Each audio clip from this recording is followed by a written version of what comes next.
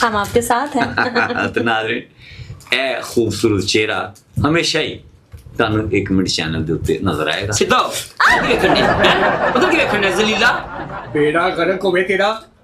ਬੇ ਖਾਮੋਸ਼ ਬਈ। ਨਾਜ਼ਰੀਨ, ਇਹ ਇੱਕ ਤਾਰਫ ਕਰਾਵਾਂ ਕਿ ਅਸੀਂ ਚੂੰਕਿ ਹਰ ਮਸਾਇਲ ਦੇ ਵਿੱਚ 1 ਮਿੰਟ ਟੀਵੀ ਫੌਰਨ ਪਹੁੰਚਦਾ, ਹਰ ਜਗ੍ਹਾ ਤੇ 1 ਮਿੰਟ ਟੀਵੀ ਫੌਰਨ ਪਹੁੰਚਦਾ, ਤੇ ਅੱਜ ਸਾਡੇ ਚੈਨਲ ਦੇ ਵਿੱਚ ਇੱਕ ਅਜੀਬੋ ਗਰੀਬ ਜਿਹਾ ਵਾਕਿਆ ਆਇਆ ਹੈ ਕਿ ਇੱਕ ਖਾਵਾਂ ਦੇ ਇੱਕ ਉਹਦੀ ਬੀਵੀ ਹੈ ਤੇ ਇੱਕ ਉਹਦੀ ਲਵਰ।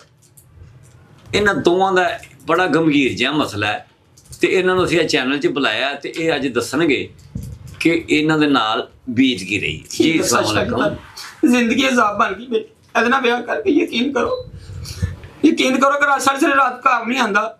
ਕੀ ਨਿਸ਼ਾ ਜੀ ਮੇਰੀ ਖਾਤਰ ਕੀਤਾ, ਜ਼ਕਾਤ ਦੇ ਪੈਸੇ ਮੈਨੂੰ ਖਵਾਤੇ, ਫਤਰਾਨੇ ਦੇ ਪੈਸੇ ਮੈਨੂੰ ਖਵਾਤੇ। ਯਕੀਨ ਕਰੋ ਬੱਚਿਆਂ ਨੂੰ ਦੁੱਧ ਨਹੀਂ ਦਿੰਦਾ। ਇਹ ਬਾਹਰ ਨਹੀਂ ਔਰਤਾਂ